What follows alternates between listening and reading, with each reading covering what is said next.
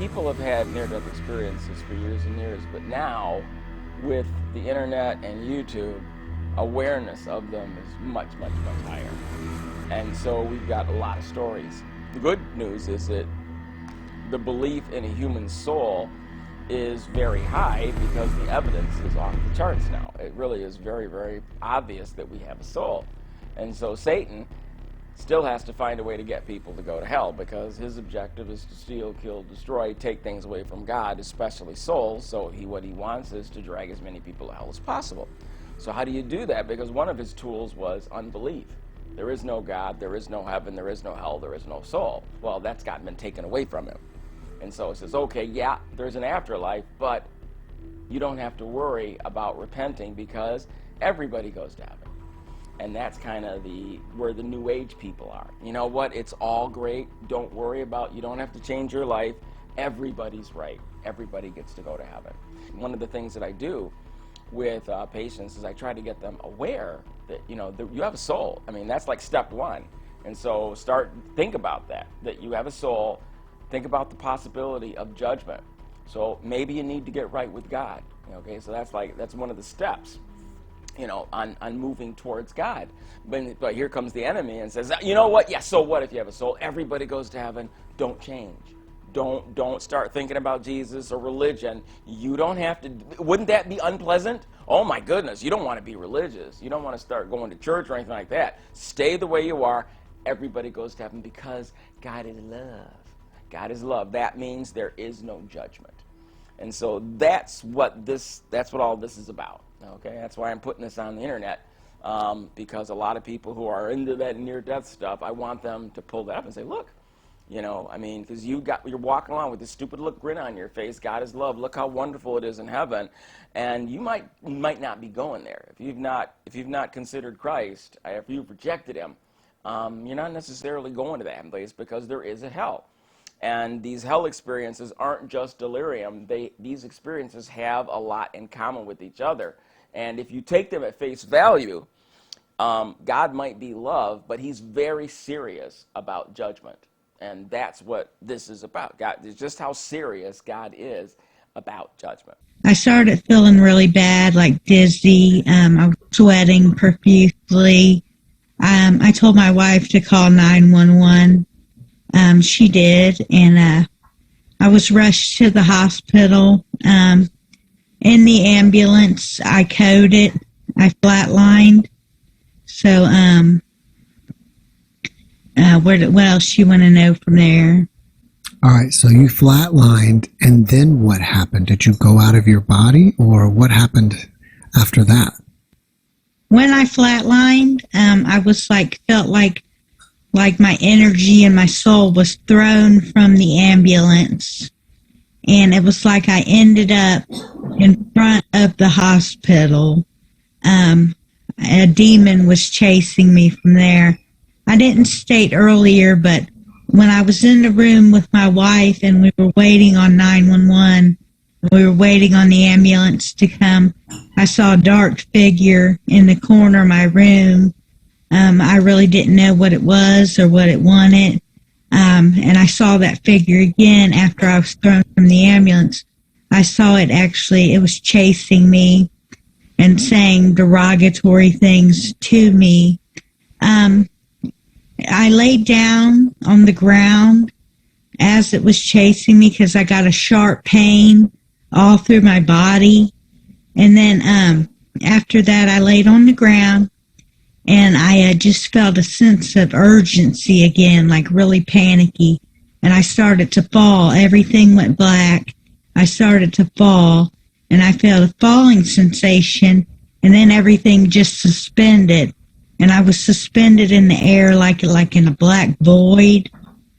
And from there, I kept calling out and, help me, please, God, help me. I had remembered my mother saying to me, if you ask for forgiveness, you would not go to hell.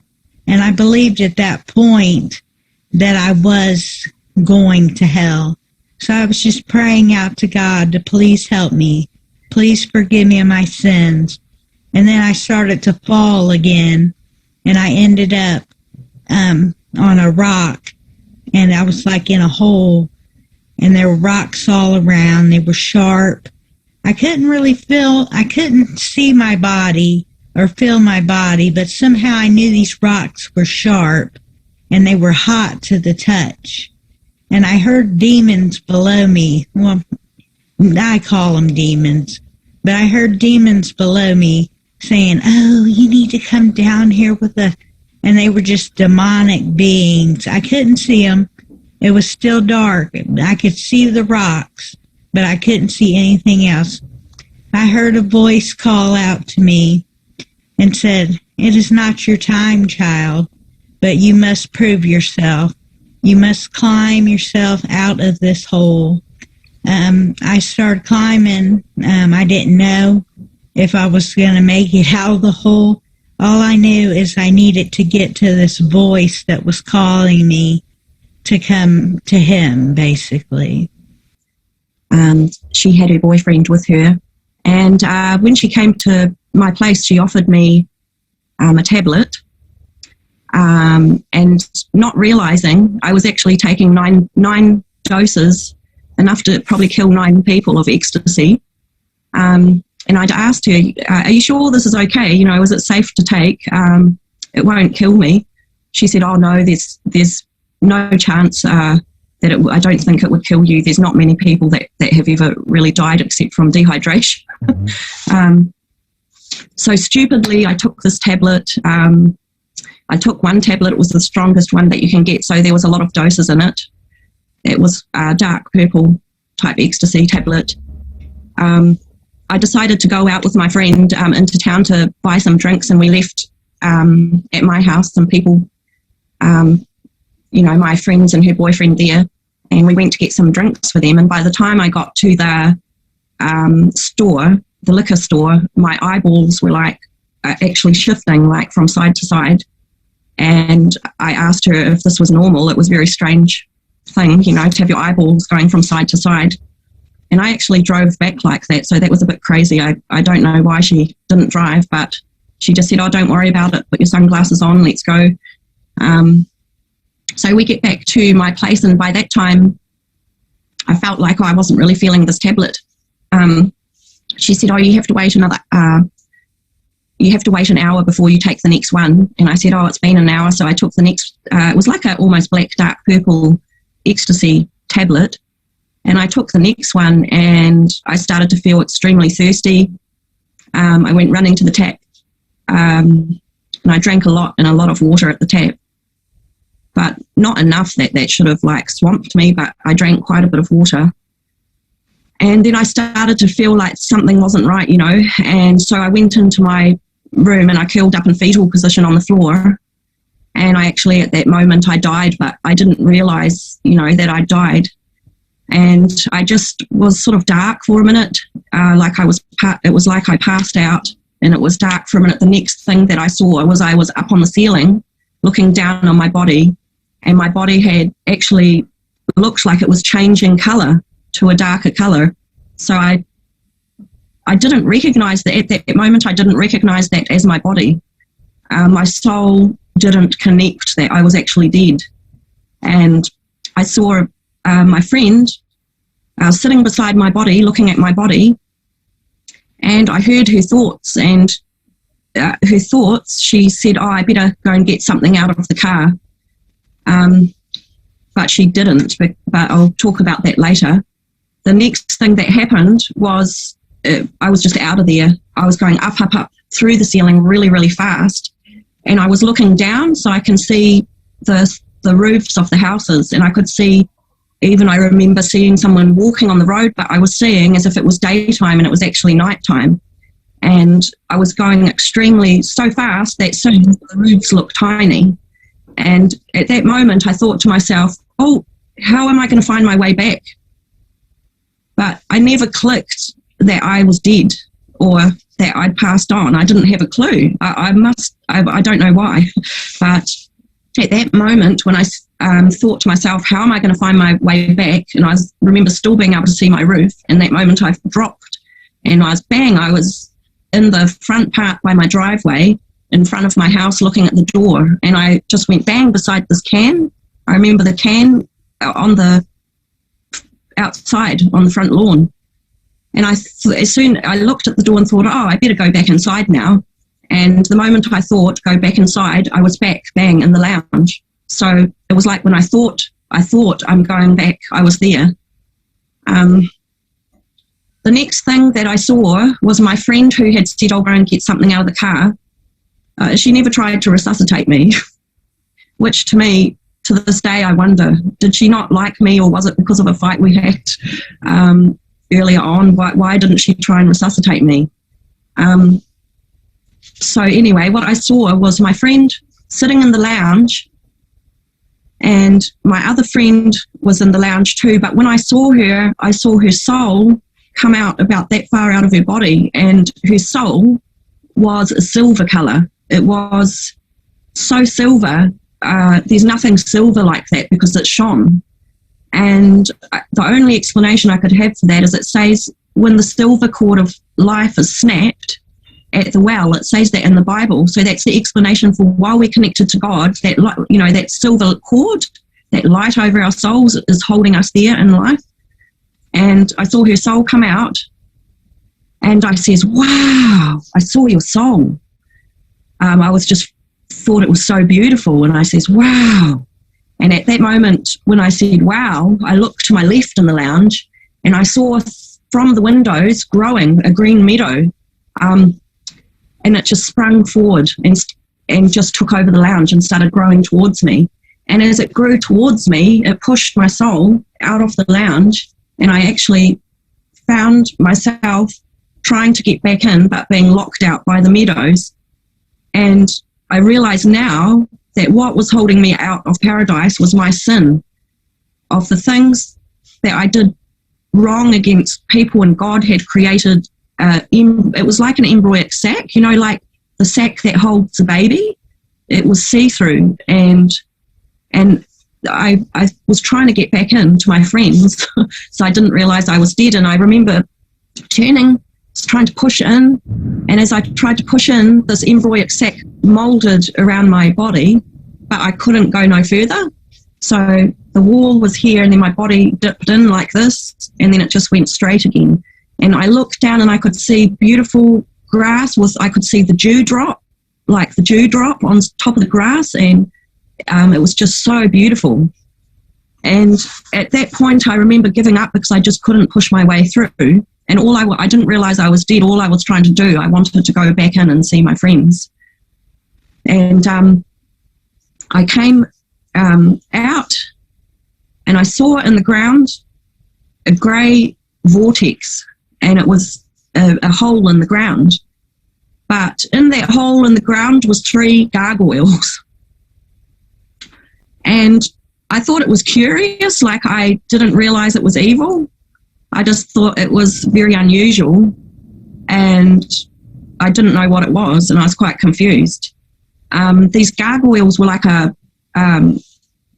grey type muddy colour, and now I realise what they were was demons. So I was sort of curious about what it was, and I came around, and my friend Steve, he was standing in the kitchen, and he was looking down, and he was standing facing me, and I said, Steve, what's that hole in the ground?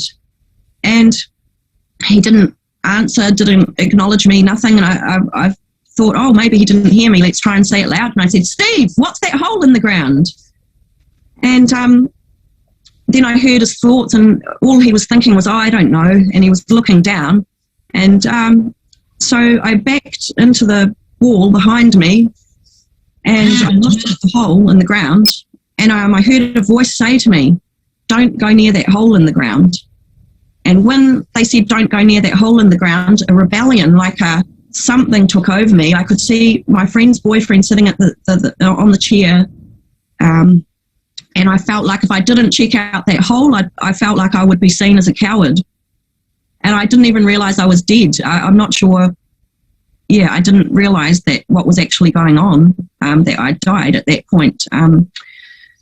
So something took over me, and it felt like a dare, a type feeling you get when you have a dare and you have to do it, but you're scared. And I got this feeling, and I started running towards, like I couldn't stop myself from going towards this vortex. And when I came close, sorry, no, that was just before I had that dare feeling, was I saw that gargoyle, and he smiled at me, and his smile was from about there, it went from there to there. And it was like sharp rows of teeth all the way around. And he just smiled like, I've got you. And when I actually got to the vortex, I looked down and I can see, like, it looks like the demons were enclosed into the side of the walls. And I caught a glimpse of that, and I don't actually know how I fell into there. I think I might have been snatched in. But I found myself falling, and I could see the light above me. And sorry, I have to backtrack here because I missed a part. Is that okay? Sure. So when I actually got snatched into the vortex, I smelt a smell of thousands of year-old rotting flesh. And it was like the smell you get from a graveyard. You get that sort of death smell. Well, this was about 2 billion times worse, 1 billion times worse. It was like a graveyard smell mixed with poop, mixed with rotting, burning flesh. And it smelled like whoever was down there had been down there for thousands of years just burning. I just got the realization that it was burning people. I got like, as I was falling, is when I looked up and I saw the light, the glory of God, the light, everything was disappearing above me. And in that instance, I got the realization that I'd left my body in my house, and that was my safe place. And terror took hold of me because I realized I made a huge mistake, and I left my safe place, and it was over. Like, at that moment, I realized I was dead, and I'd left my body in the lounge. So I left my body up there in my room. So as I was falling, it felt like sharp dust hitting my face, and it was just furiously ripping away at my face. And then I felt like a snake bite that bit my left arm, and as it bit my left arm, I felt a venom like go through my body, and that venom was like acid. And as it coursed through my body, it was actually burning, like it was corrosive, like acid. And it took over like my body. And at that moment, I actually realized that this on my face was actually demon. Like, I didn't really think demons, but I knew it was something ripping away at my face. And I remember trying to slow down in the tunnel, and I managed to slow down, and I saw a little road. It was like an opening in the tunnel. And when I looked in there, I saw like a road that forked off around like this. And on the right-hand side was a door. And on the left-hand side was a door. And I went up to the door on my right. And as I opened it, I saw a demon standing there that looked like half bear. It looks like a shaggy type, half bear, half human, and it looks like his eyes they were like bulging, like they'd been pulled out and pushed back in. And it was like ravenous, like a monster that's waiting to tear someone to pieces, just raging look is what it looked. And I thought to myself, oh no, I hope he hadn't seen me. And so, and behind him was a valley, like a whole room, and a valley of demons, just demons, and they were standing close together, looking down like this at the wall. But the one at the door was the scariest looking one, the shade. And I remember going past the door on my right to try and escape. And at this stage, I was quite nervous, and I tried to open this door, but no matter how hard I try and open the door, I could not open it. I managed to open it a crack and have a look, and I can see shades of grey, different shades of ghostly type grey, real dead type looking colours, like a fog type looking. And I couldn't open it, so I went running to try and find another way out, but the demon actually caught up to me, and then he pushed me down and he lay on top of my spirit body, and I was just terrified. I don't know what he was trying to do to me. I thought he was going to assault me, but you know what I mean. He was just like smothering me for a minute, and I couldn't move, and I just felt complete terror. And the whole time this was going on, it was like every good feeling that you could have on earth was gone, and all I was left with was complete.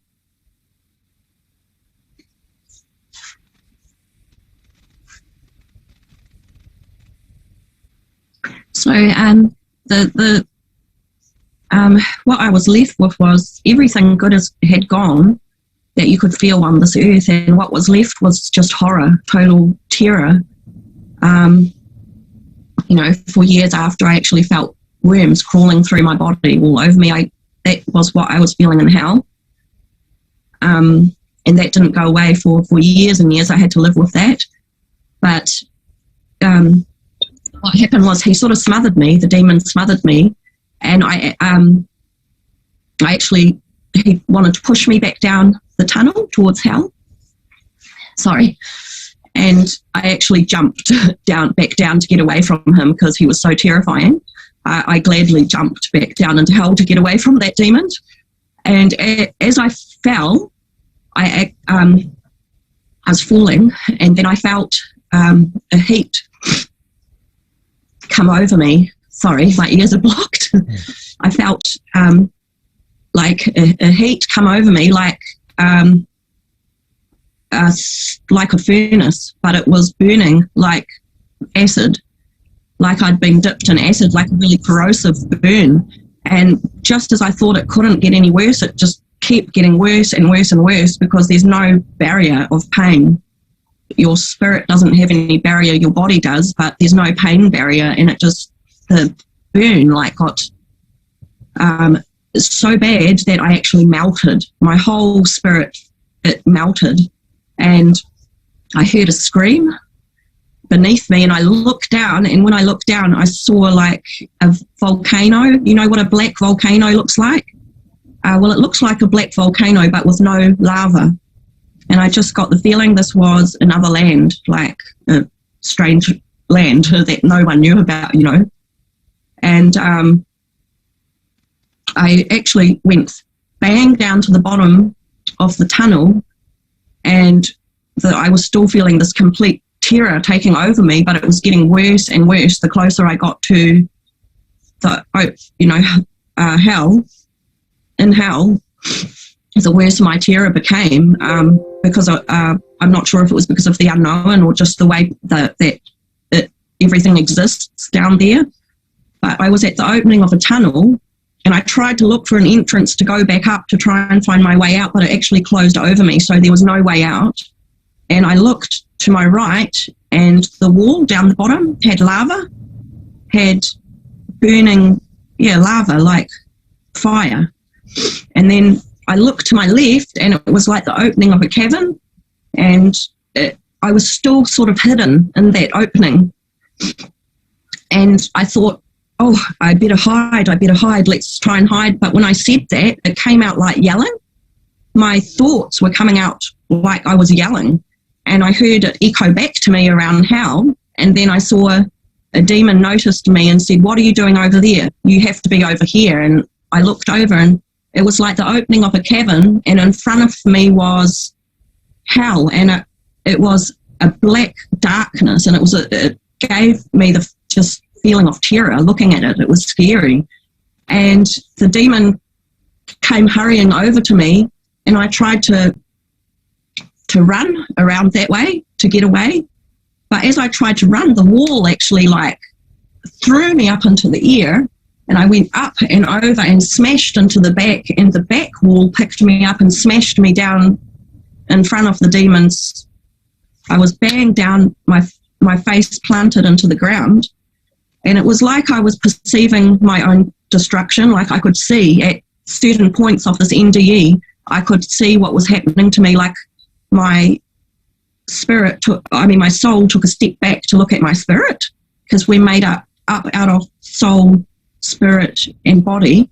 So we're like triune, like God is a triune being, and we're made in his image, so we're triune, soul, spirit, body.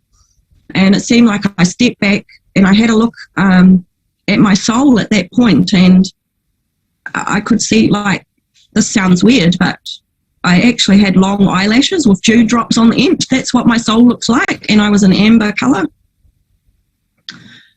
I saw my face as having like an amber colour. And this demon said, you come with me now, otherwise we're going to skin your arms. And I don't know why, I said, are you kidding? Is what I thought. Are you kidding?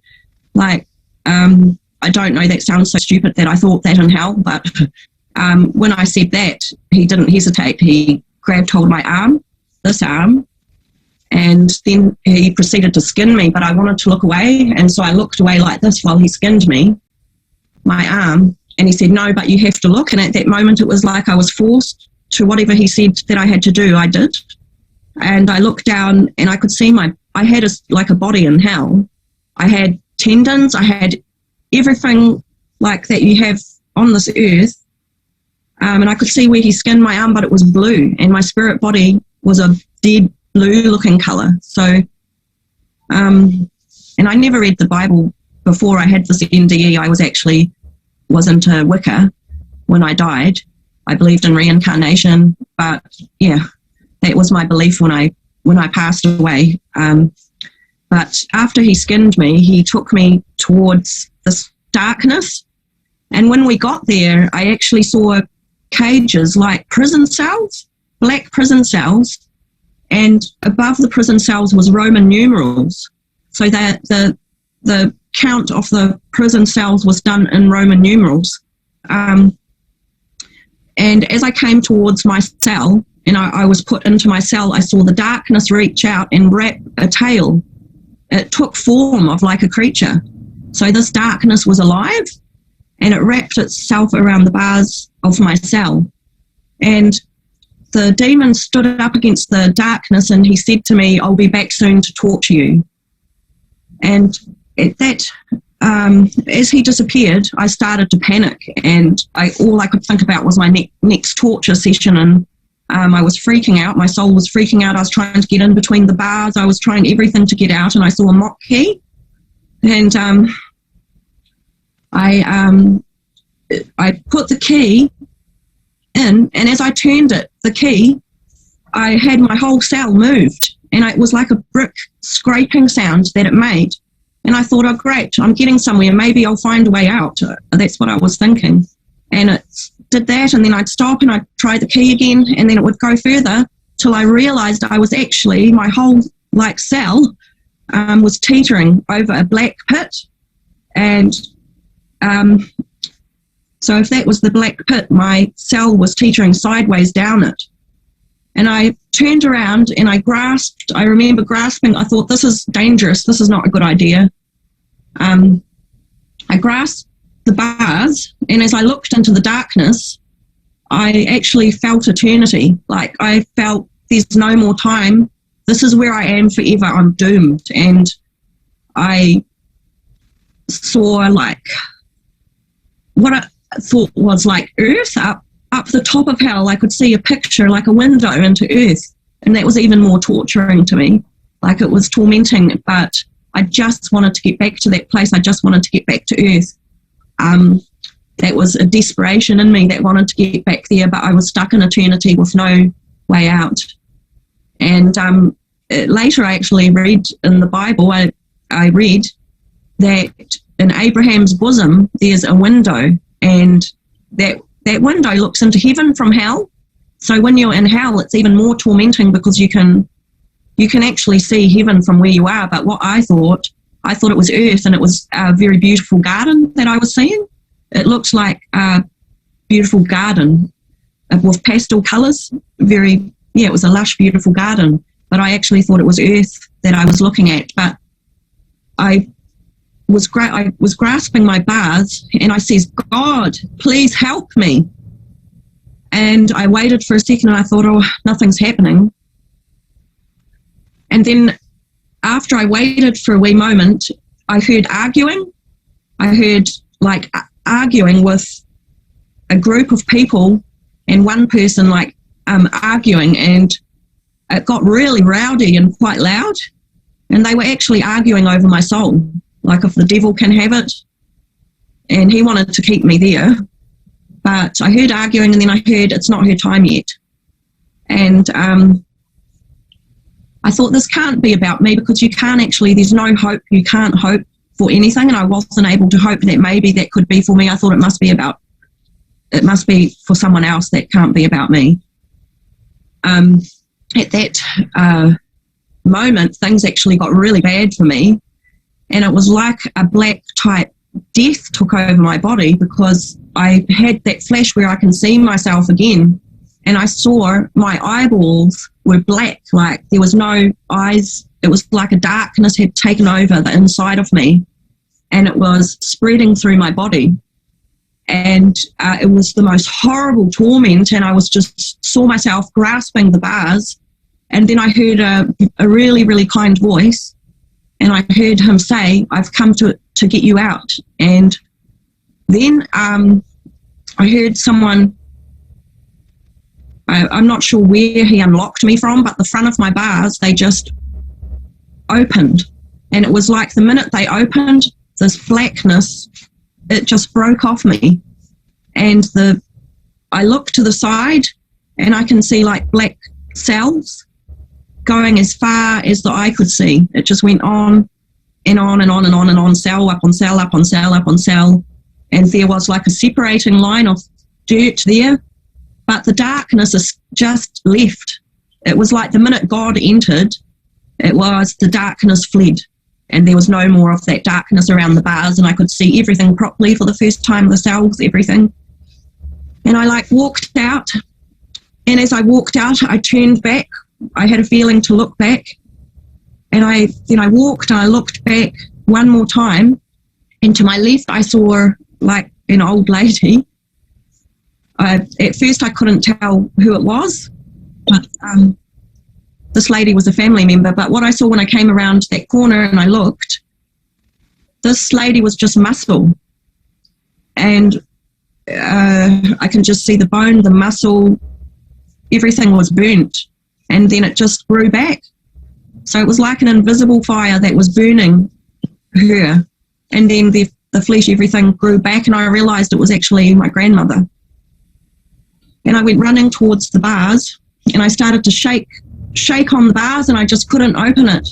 And so I heard behind me a voice say, you can't get her out. And I just felt hopeless. And I felt terrible that she was going to be left in there. And at that moment, he said, I've got the keys. And he went around and locked my grandmother. And she came around and she took my left hand, and I saw at the edge of hell, at the very edge of hell, an opening appeared in the side of hell. And I saw a garden. And as I stepped in there, when I stepped in there with my nan, the actual whole place lit up with light. And I could hardly see the flowers. I could hardly see the garden because the light was so bright. And everything exuded like the trees, the flowers. And as I took a step, it was like everything would greet me with this refreshing, would wash through my soul. And it would be like, And then the next step was even more of a powerful, refreshing feeling. It was like stepping into crystal, like stepping into purity, refreshment, quietness, and every step become more and more. So the deeper you go into that heaven, the more amazing and powerful. Yeah. So at that moment, I felt like I didn't have the merit to walk on any further. I took about 4 steps, I think. I felt I didn't have the merit to be in heaven. And then I heard my nan say, you can't, what did she say? You can't come any further. You have to go back, or along those lines. she dropped my hand, and I says, "Why?" And I felt quite angry. I think I may have tried to scratch her hand, and the just wall straight away, because there's no sin in heaven.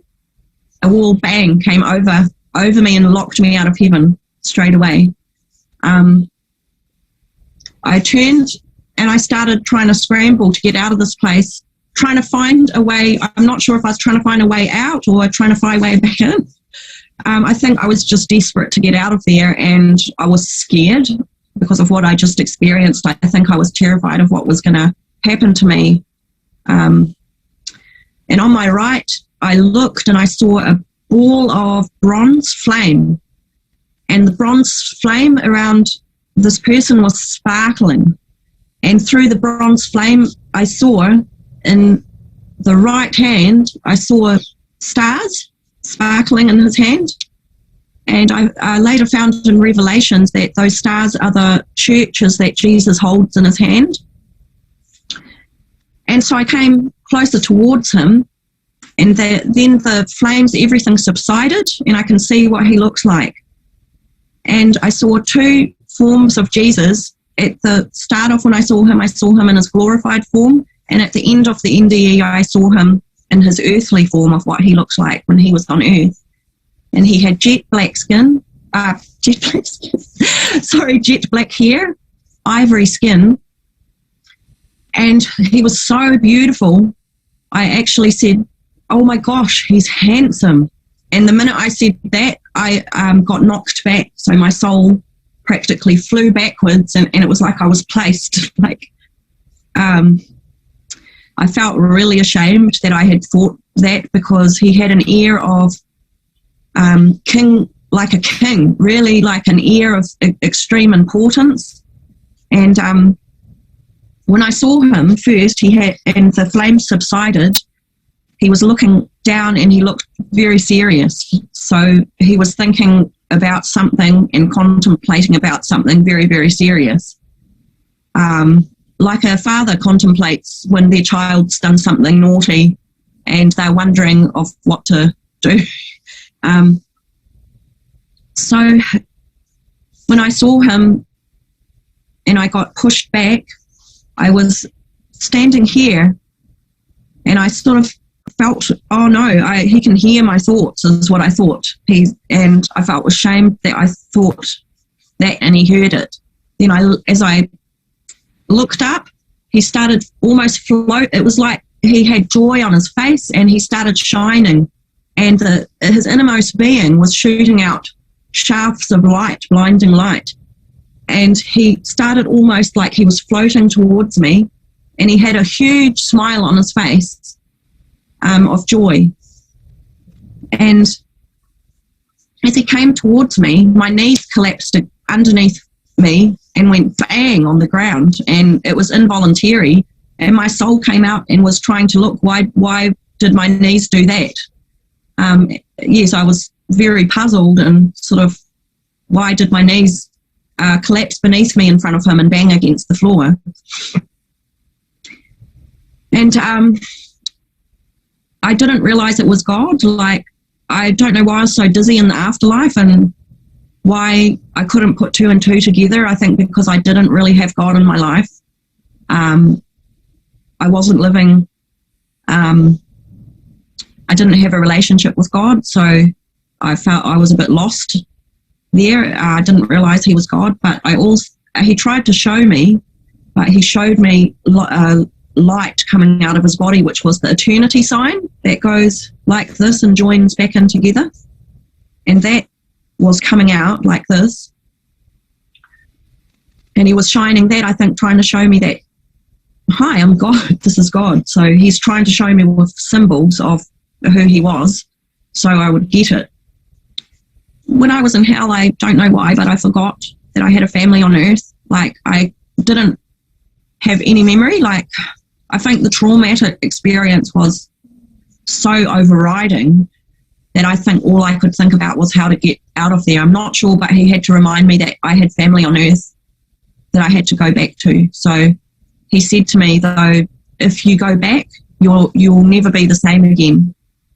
So I think he was trying to warn me of the trauma I was about to go through if I went back to Earth. So, sorry, my legs are getting a bit sore. That's all right. Yes, so he said, if you go back, you're never going to be the same again.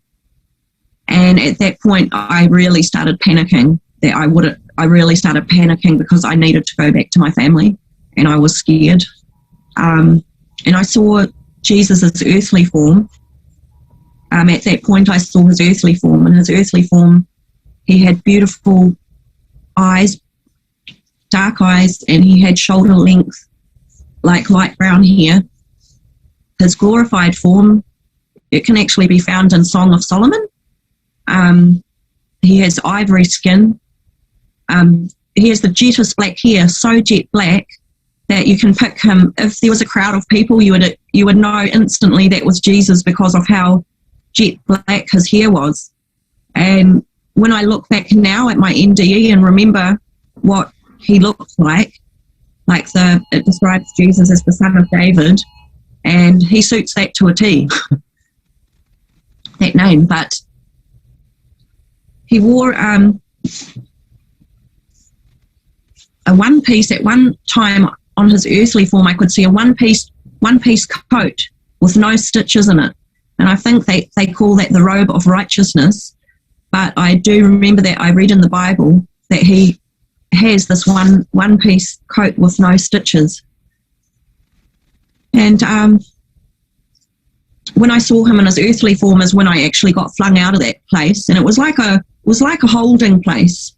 And I heard one of your guests talking about that holding place as if it's a place to protect you from something. I remember her speaking about that, but it was like a room, but a cavernous type room. And I was flung out of that place, and I was flung out. I could see myself above my roof, above my house. I was coming down from above, and I could see everything crystal clear like it was daytime. And it was like I was looking through tears, and I could see the trees. Everything looked fresh and pristine. And I saw my roof coming towards me. And as I saw my roof, I actually came through like this, standing up, and I came through the timber of my roof, and I actually saw the wood pass before my eyes like this. And I actually went through the timber boards of my roof and came down in front of the doorway to where I died, and I was standing slightly above that doorway looking down, so my feet were above the ground. And I heard panic in the voices of my friends, and they were panicking. They were saying, ring the ambulance, ring the police. My female friend was arguing that about the police, or did we have to ring them? And my good friend, he sounded almost in tears. And so they were actually, what was happening was they were ringing for the morgue. And that gave me such a shock that I shot back into my body, and I came to in my body.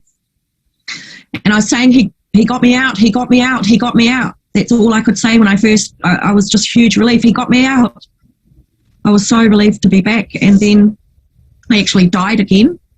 I think this drug was so heavy for my body, I was actually having trouble staying alive. And I died a second time. And when I died, immediately the vortex of hell started moving towards me again. And as I came back to life, I actually came back to life roaring, like, because of the filth and the what is in hell. It's just horrible. The state without God is so horrifying. The worms, and then the rotting flesh smell, everything. It was just too much. And it was like being in a vat of filth. It was like the feeling I got from being in hell was filth that I could not wash. Like years after, I couldn't wash the dirt off my soul. It was so bad. It is like being constantly. That is the feeling of being in hell. I can't describe it to anything else but not being able to wash the filth off your body. And I'm sorry it's a bit graphic, but it was a bad NDE, really, really bad NDE.